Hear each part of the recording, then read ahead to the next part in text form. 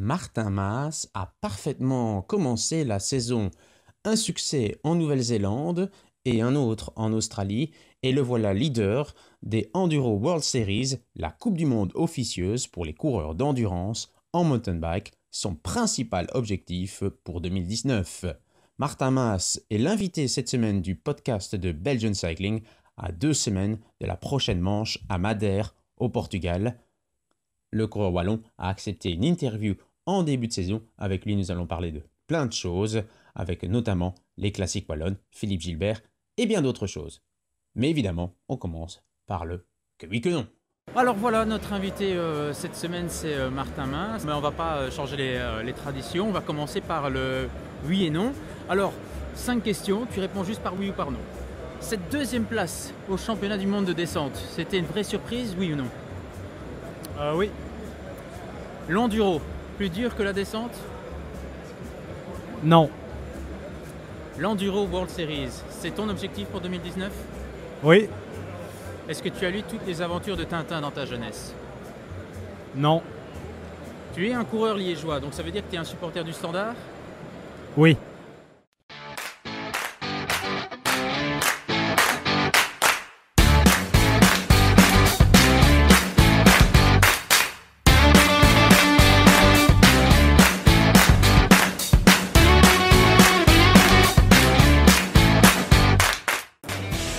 Alors, nous sommes de retour avec Martin Maas. Alors, j'ai rappelé tes résultats en introduction. 2 magnifiques résultats, cette manche de Coupe du Monde de descente, cette deuxième place au championnat du monde. Tu en as épaté plus d'un. Et alors, sais-tu qui est ton plus grand fan? Alors non, absolument pas. Et si je te dis Tom Boonen? Allez, je sais qu'il est fort intéressé par la compétition automobile et les milieux un peu plus extrêmes que ce qu'il a fait auparavant avec le cyclisme. Mais j'avais en effet vu un extrait d'article de journal où il parlait de moi. Donc c'est clair qu'un nom pareil, ça fait toujours extrêmement plaisir, et il disait que du positif, donc c'est pas mal. Alors la descente, c'est une discipline particulière, c'est pas connu du grand public, c'est sûr que ça va vite, mais est-ce qu'on peut sentir au moment de l'effort qu'on est en train de faire un bon temps? Oui, tout à fait, c'est vrai, de la manière dont on va chercher les virages et dont on attaque les virages, et aussi le mental. Au début, il faut vraiment être préparé. Une fois qu'on est parti, il ne faut plus trop réfléchir. On connaît, bien entendu, en descente, la piste sur laquelle on va descendre. Donc, c'est vraiment, on choisit nos lignes et tout est quasiment prévu. C'est un peu comme une répétition finalement de notre entraînement, mais juste là où on ne va pas s'arrêter et on n'a juste pas le temps de changer de ligne. Il faut vraiment tout donner. Et c'est ça qui rend la discipline si spéciale, j'ai envie de dire. Alors, il y a des férus d'enduro et de descente qui nous écoutent. Alors, on va parler un petit peu du matériel. Alors, le matériel peut aussi faire la différence, notamment au niveau des roues. Sans être un spécialiste, il me semble que le 29 c'est devenu monnaie courante en descente, mais toi tu continues à rouler avec des 27,5. Pourquoi ce choix? Pourquoi ce choix? Tout simplement parce que je suis persuadé que le 29 n'est pas nécessaire pour gagner. Il peut en effet avantager dans certaines parties de la piste, certes, mais dans d'autres où par exemple les virages sont beaucoup plus serrés, je pense que c'est clairement un désavantage, et je pense réellement qu'il peut parfois mettre en péril et faire tomber dans certaines situations. C'est pour ça que je continue à pratiquer sur le 27,5, et nous avons un vélo d'enduro et de descente 27,5 qui est absolument exceptionnel. C'est vrai que je suis resté, du moins cette saison et la saison prochaine, ce sera du 27,5.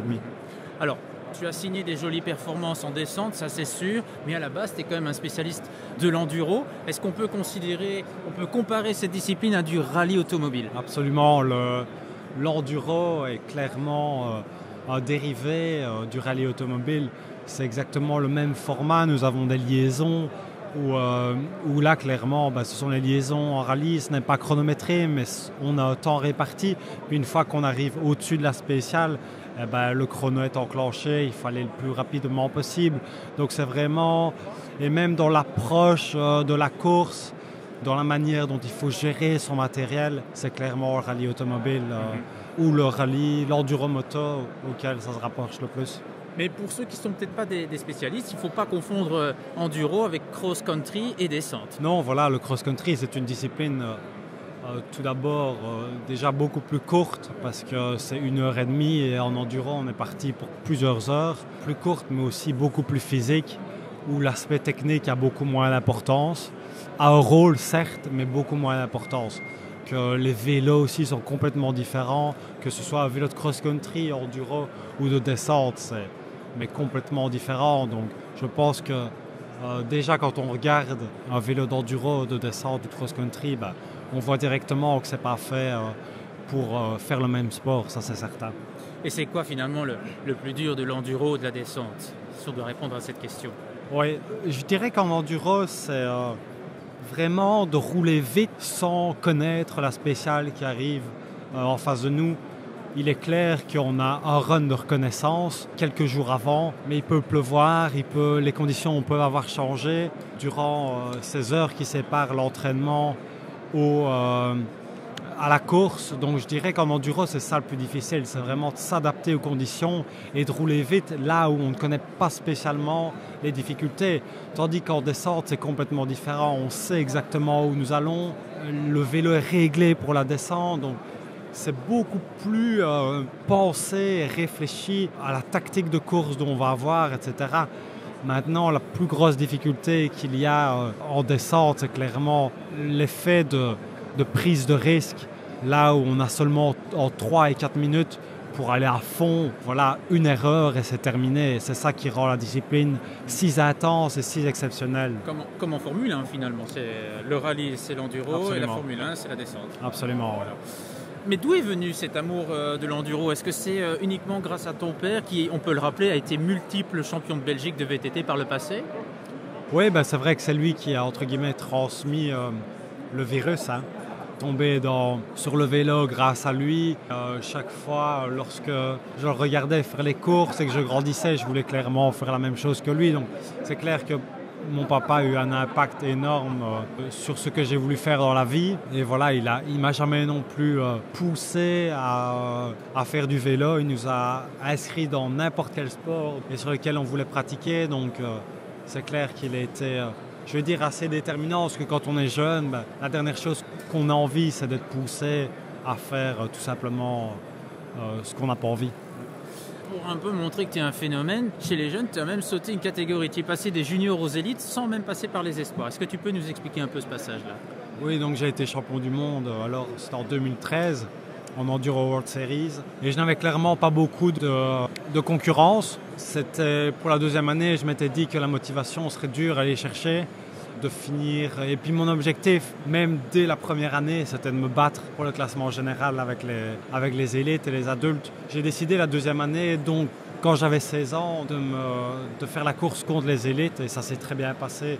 J'ai beaucoup, je vais dire, évolué et appris durant ces saisons-là parce que voilà, je roulais avec eux, j'ai vu à quel point ils étaient performants et c'est là que j'ai beaucoup appris. Alors on parle beaucoup de préparation hivernale pour les coureurs sur route, mais c'est quoi la préparation d'un coureur d'enduro? Comment ça se passe?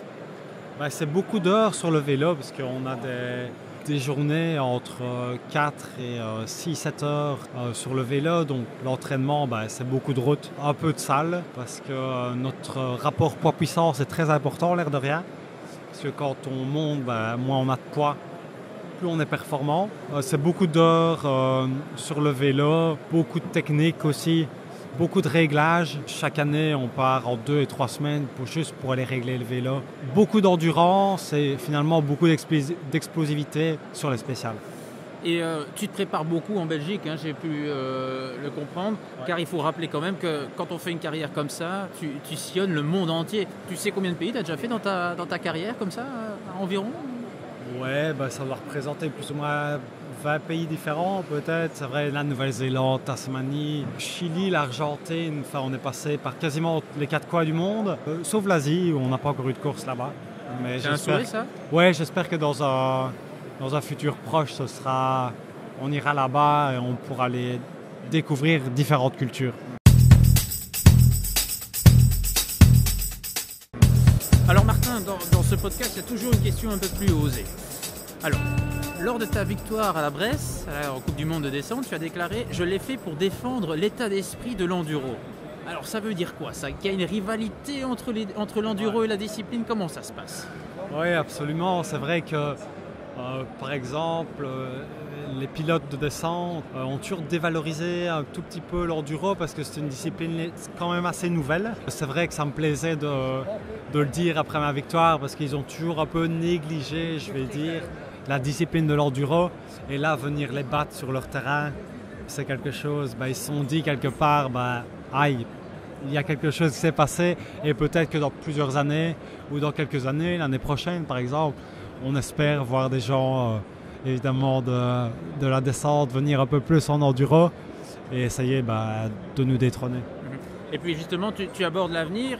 Il faut quand même préciser qu'aucun pilote n'avait non plus gagné une manche de Coupe du Monde en enduro et en descente la même saison. Et tu avais déclaré aussi à l'époque, ça fait réfléchir sur l'avenir. Donc la question qui se pose maintenant, quels sont tes objectifs pour 2019? On a déjà répondu tout à l'heure en introduction, ce sera quand même l'Enduro World Series. Alors comment ça va se passer? Oui, c'est ça. C'est clair que sur le moment, ça fait fort réfléchir et même maintenant, avoir le potentiel de faire des choses relativement bien en descente et en enduro, c'est toujours difficile. Mais je pense qu'il est important, et pour moi, et pour le team, et pour ma confiance, de me concentrer sur l'une ou sur l'autre. Et en 2019, ce sera l'enduro. Pourquoi? Parce que ça fait tellement beaucoup d'années que je passe à côté du titre. Là, j'ai vraiment envie de concrétiser, j'ai envie de dire, en enduro, avant de, pourquoi pas, passer sur la descente, peut-être pour 2020 ou 2021, lorsque, j'espère, le titre sera acquis.